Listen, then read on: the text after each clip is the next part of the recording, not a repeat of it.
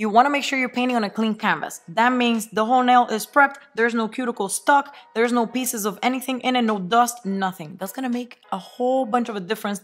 I have a video up here that I'm going to link where I show you guys how I prep my nails. If you don't know how to do that, prep is key. Tip number 2, you need to understand how much to load on the brush. One thing to remember is that, especially for bottles that are brand new, there is polish on the stem of the brush. And as you're painting, that polish is coming down. So let me zoom out a little bit here so I can show you. But basically, you need to clean up the stem and remove all polish from one side of the brush, okay? You don't want polish to be coming down the stem because sometimes people just clean up the brush and forget that there's polish coming down.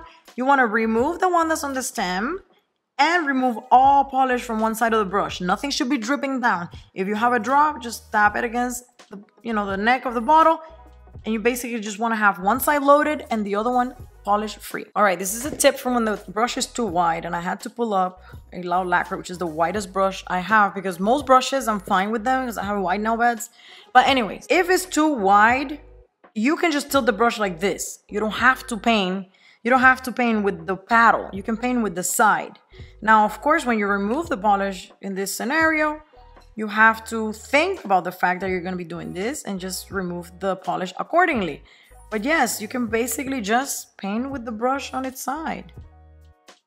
And then you're going to have to clean up because, as you know, this is a hack and brushes are not made to be used this way, but it works. Okay? There you go. All right, the next scenario is a total opposite, which is a brush that's very, very thin on nails that are very, very wide. So the thing with this, there's no other trick other than you have to paint quickly. That's it.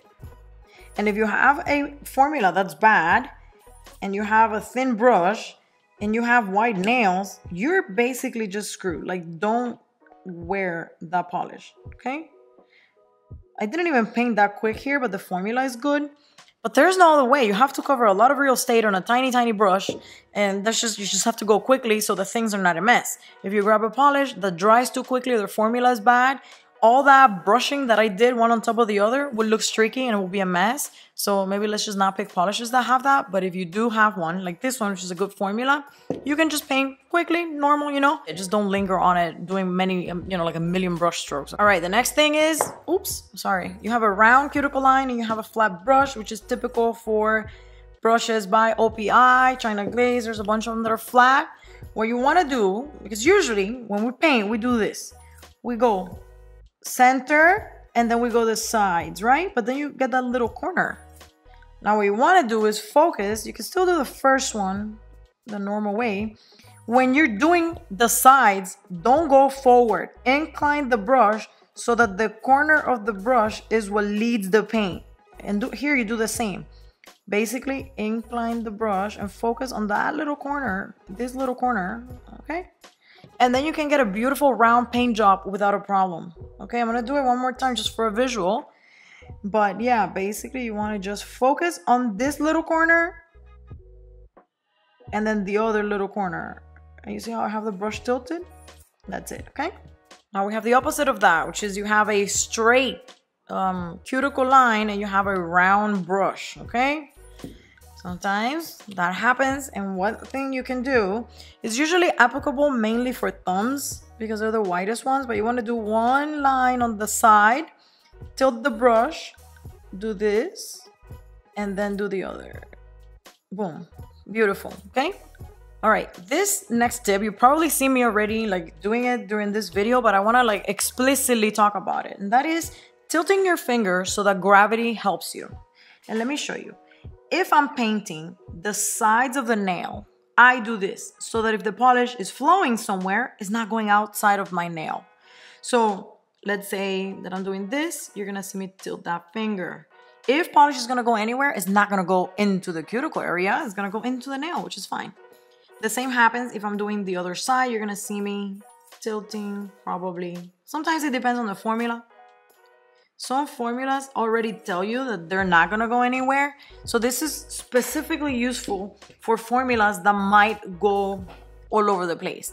But I just have a habit of doing it, especially on my thumb, because it's a big nail that takes a lot of polish on the brush to cover. I usually will start like this. One side, and just let it go anywhere it wants.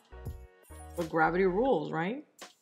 The polish is not suddenly gonna just jump up, right? If it's gonna go anywhere, it's gonna go into the nail, avoiding a mess. All right, up next, I wanna talk about magnetic application. And so normally in the past, this is what I've always seen, is that people paint their nail first, okay?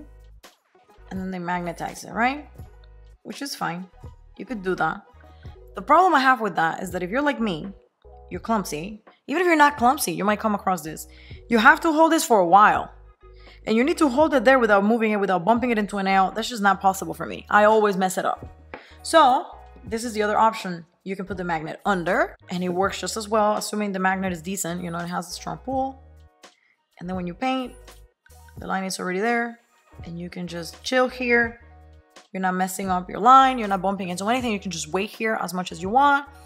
If you own different wands like this, you can continue to paint the other nail. Just put a wand here, sit, paint, and you can just paint like this. Another popular thing you could do with magnets is don't magnetize it like that. You can hold the magnet on the sides, creating that little velvet effect that people like. Okay, you can see. You can do it with regular polish. Polish? What the hell? Polish as well as with gels. But if you're gonna do it with regular polish, just make sure you do it quickly. Remember, with gels, people sit there holding the magnet, doing all sorts of things for a while. Regular polish dries quickly, so you want to just hold it on the side like that.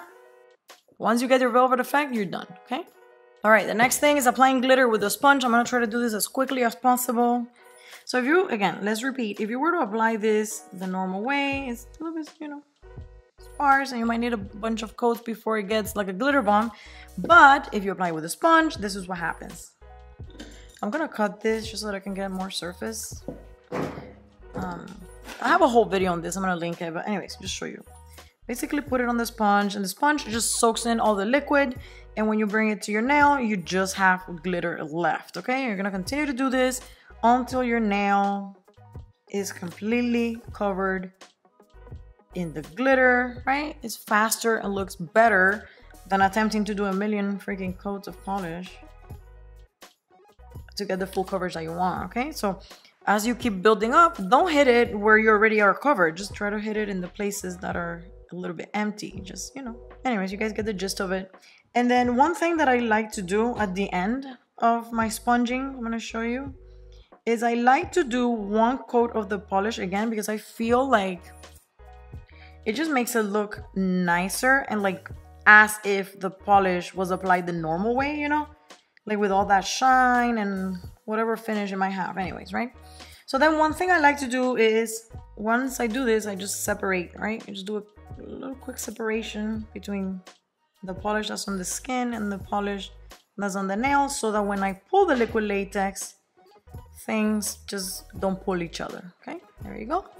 Beautiful nail. Now you can top coat it and done, okay? And then to remove this, just soak it off, because this is going to be hard to remove. If you've been following me for a while, you know about the floating technique. This is something that is used in gel application all the time, and you can apply it to regular polish.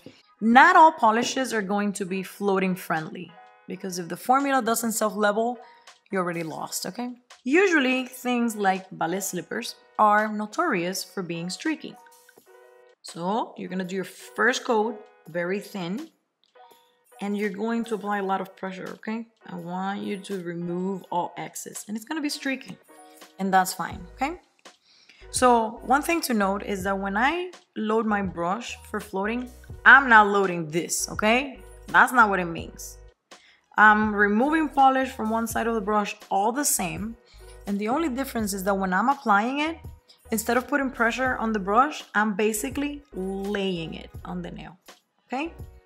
I don't know if you were able to see the difference, but that was a float and this is application pushing down. I made a mess, but you guys get the point.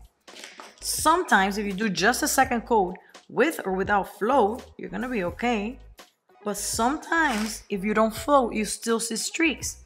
Whereas if you float your polish delicately, okay, don't press down too much,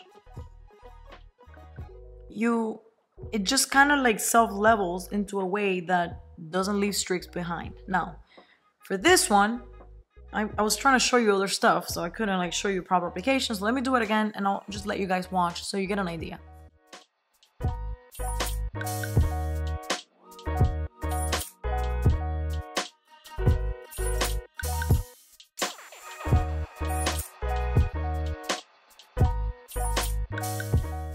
you want to make it even better, you can just do like that. They do a lot of this in the gel world to allow things to self-level. It helps with nail polish as well. If you do this, anything that was going to pull, if at all, to the sides, it ends up pulling to the center, giving you a more even application and just looking better overall. Okay? Thank you for coming to my video, and I'll catch you in the next one. Bye!